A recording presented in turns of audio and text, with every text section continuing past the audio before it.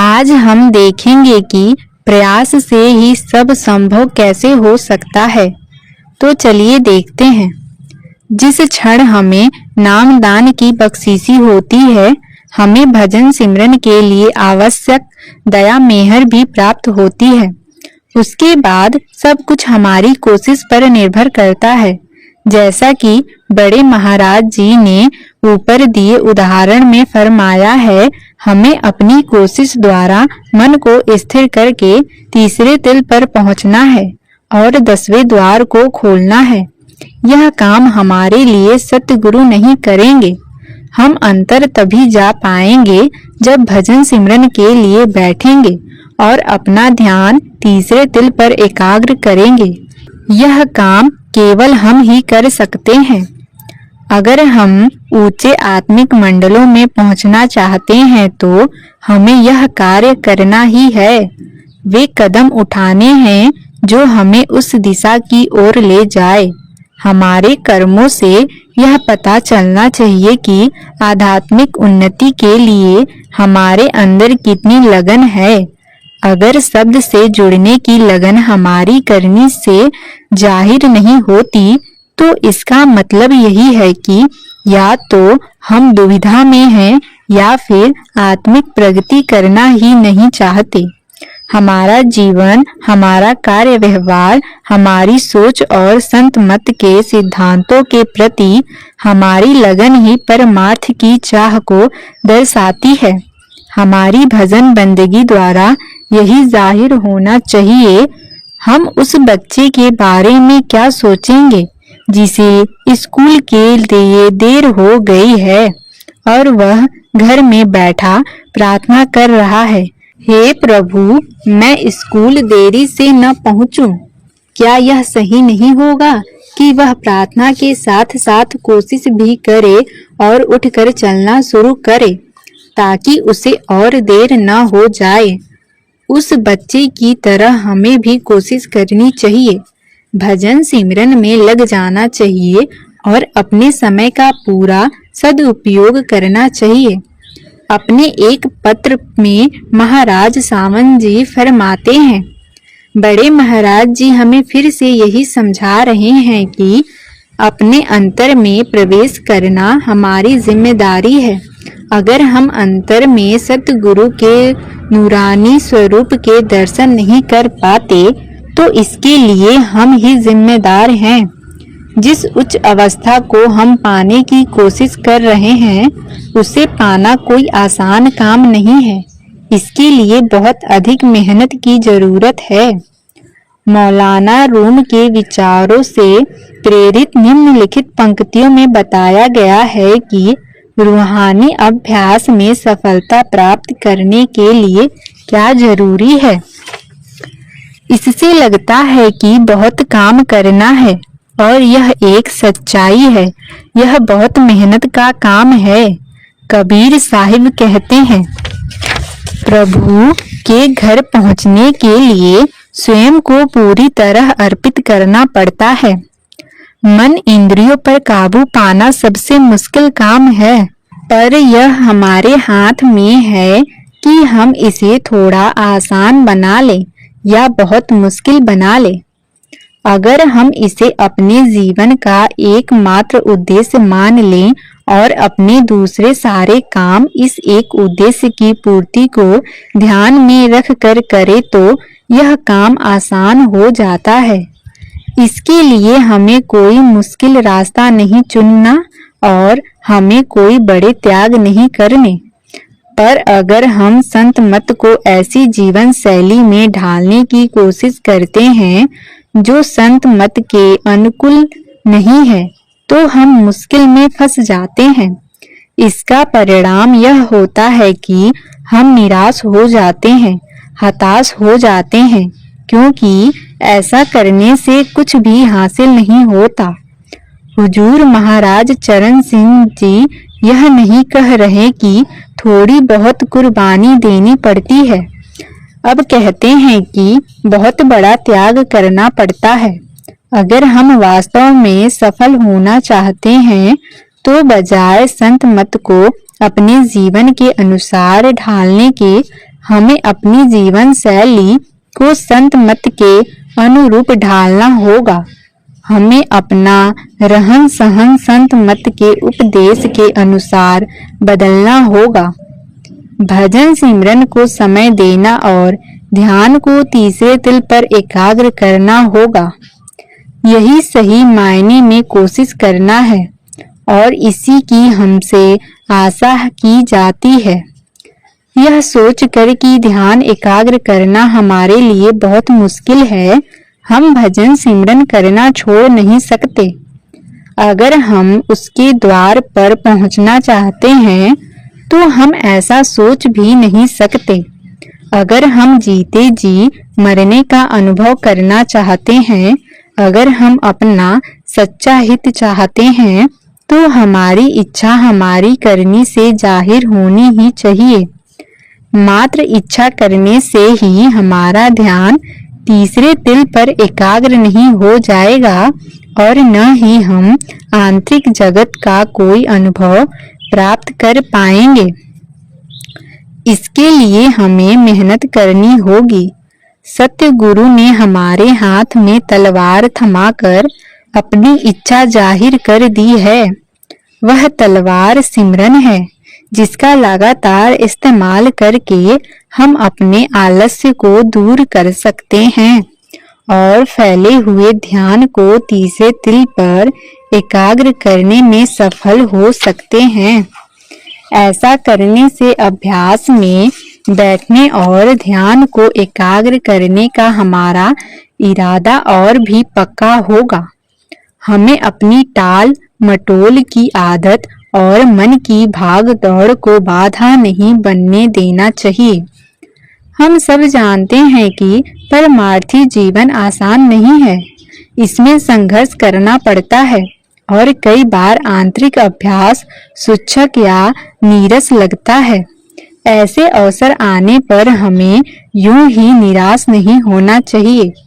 अंतर में तरक्की को महसूस करना ही रूहानी तरक्की का एकमात्र संकेत नहीं है। हो सकता है कि मन की चंचलता के रहते हुए भी तरक्की हो रही हो। मन की ऐसी अवस्था में भी हमें भजन करना है। इसके विपरीत अगर हम अपने आलस्य, मन की चंचलता और चित्त की अशांति की ओर अधिक ध्यान देंगे तो हो सकता है कि अपनी खामियों का एहसास हमें अभ्यास के लिए बैठने ही न दे। सबसे अच्छा तरीका यही है कि हम अपने सतगुरु पर पूरा भरोसा रखें और अपने आप पर भी विश्वास रखें कि हम जरूर सफल होंगे। अगर हम में अभ्यास करने की योग्यता न होती तो सतगुरु हमें नाम दान ही न बख्शते। हमें अपनी तरफ से पूरी कोशिश करनी है। सरदार बहादुर जी महाराज ने अपने एक सत्संग में फरमाया है, हमारी प्रार्थनाएं और विनती तक व्यर्थ है जब तक हम साथ ही साथ अपनी ओर से द्वार खोलने की पूरी कोशिश नहीं करते। हमारा पहला जरूरी कार्य अपने ध्यान को तीसरे तिल पर एकाग्र करना है, परंतु हम इसे कैसे करें? नाम दान के समय सतगुरु द्वारा बख्शे गए पवित्र शब्दों का सिमरन करके हमें अपने लक्ष्य तक पहुंचने में काफी समय लग सकता है, परंतु कछुए और खरगोश की कहानी की तरह निरंतर और लगातार कोशिश करते रहना जरूरी है। कछुए और खरगोश की कहानी से भी हमें यही शिक्षा मिलती है कि धीरे धीरे लेकिन लगातार चलने वाला दौड़ में जीत हासिल कर लेता है। खरगोश और कछुआ एक पहाड़ पर चढ़ रहे थे। खरगोश कहता है, मैं तुम्हें बड़ी आसानी से हरा दूंगा, और यह कहकर वह सरपट दौड़ने लगा। रास्ते में काफी आगे निकल जाने पर वह सोचता है कि थोड़ी देर लेटकर आराम कर लूं। लेटे लेटे उसे नींद आ जाती है। इस बीच कछुआ आगे बढ़ने का अपना यत्न निरंतर जारी रखता है। और धीरे धीरे बिना कहीं रुके चलता चला जाता है और आखिर मंजिल पर पहुंचकर जीत जाता है।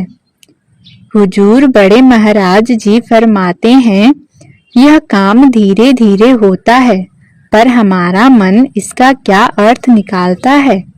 हम धीरे धीरे का अर्थ यह मान लेते हैं कि हमें कोशिश करने में बहुत लंबा समय लगेगा, लेकिन इसका यह मतलब बिल्कुल नहीं है।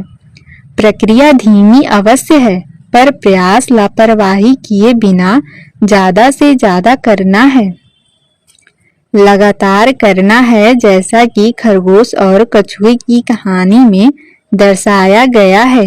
कछुए को भरसक प्रयास करना पड़ता है, क्योंकि उसकी पीठ पर उसका सारा भार लदा होता है। उसकी चाल धीमी जरूर है, पर चूंकि वह बिना रुके अपनी कोशिश जारी रखता है, इसलिए अंत में वह लक्ष्य को पा लेता है। बड़े महाराज जी ने फरमाया है कि संसार में कुछ भी हासिल करने से कहीं अधिक महत्वपूर्ण है सिमरन करते हुए ध्यान को तीसरे तिल पर एकाग्र करना। लेकिन हमारा मन ऐसा नहीं सोचता और न ही यह मौके का फायदा उठाना चाहता है। मन में तो बस यही ख्याल आता है कि भजन सिमरन करना बहुत मुश्किल है, लेकिन सतगुरु मेरे साथ हैं, मेरे लिए चिंता की कोई बात नहीं है। मुझे तो नामदान मिल गया है, मैंने तो सब कुछ पा लिया है। लेकिन ऐसा नहीं है, क्योंकि हम कैदी हैं और पराये देश में फंसे हुए हैं।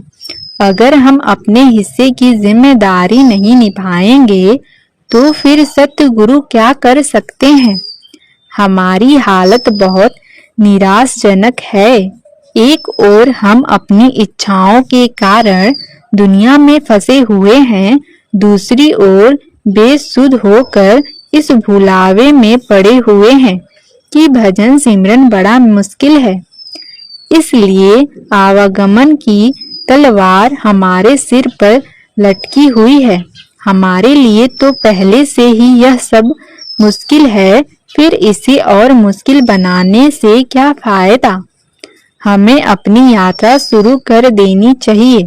अपनी पूरी लगन से जितनी जल्दी हम सतगुरु के बताए मार्ग पर चलेंगे, उतने ही ज्यादा सुखी हो जाएंगे। फिर इस बेहद जरूरी काम में देरी क्यों की जाए। देश सवेर हमें इस काम को करना ही है, इसलिए बेहतर है कि समय रहते हम इसे अभी करें। बिना मेहनत के, बिना ध्यान दिए और बिना समय दिए हम इस दुनिया के किसी भी काम में सफल कैसे हो सकते हैं। भजन सिमरन पर भी यही बात लागू होती है कि हमें समय, ध्यान और मेहनत, इन तीनों को महत्व देना है, तभी हम इसमें सफल हो सकते हैं। मन तो जरूर रुकावट खड़ी करेगा और कहेगा कि रोजाना 2.5 घंटे सिमरन में लगाना नीरा पागलपन है। यह मन की एक चाल है और हम वाकई इसे चुनौती देना चाहते हैं तो हमें पता चल जाएगा कि यह केवल भौंकता ही है, काटता नहीं। सतगुरु ने हमें अपने मन को चुनौती देने के लिए कहा है। हमें अपने मन से कहना है कि मैंने अपने जीवन में काफी समय पहले ही गवा दिए हैं। मैंने इस मानव जीवन के अमूल्य खजाने को काफी बर्बाद कर दिया है।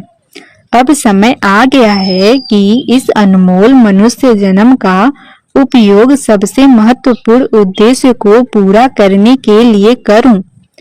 अब हमें सतगुरु का उपदेश मानकर इस मौके का पूरा लाभ उठाना चाहिए।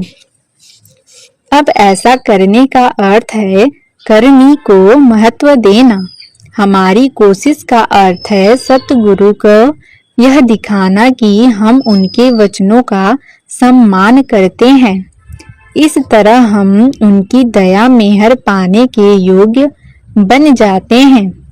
यह हम पर निर्भर है कि हम अपने अंतर में प्रवेश करने और अपने आप की पहचान करने के लिए पूरे मन से भजन सिमरन करने की कोशिश करते हैं या फिर बेमन की गई कोशिश से अधूरे नतीजे प्राप्त करते हैं। यह चुनाव हमें ही करना है, केवल हमें। दया तो हर समय हो रही है, लेकिन हमारी कोशिश से फर्क जरूर पड़ता है। भाई गुरदास जी कहते हैं, जो शिष्य गुरु के चरण शरण में एक कदम चल कर जाता है, सतगुरु करोड़ कदम आगे होकर उसको लेने आते हैं। जो शिष्य एक बार भी सतगुरु के बख्शे गुरु मंत्र का सिमरन करता है, सतगुरु उसको करोड़ों बार प्यार से याद करते हैं।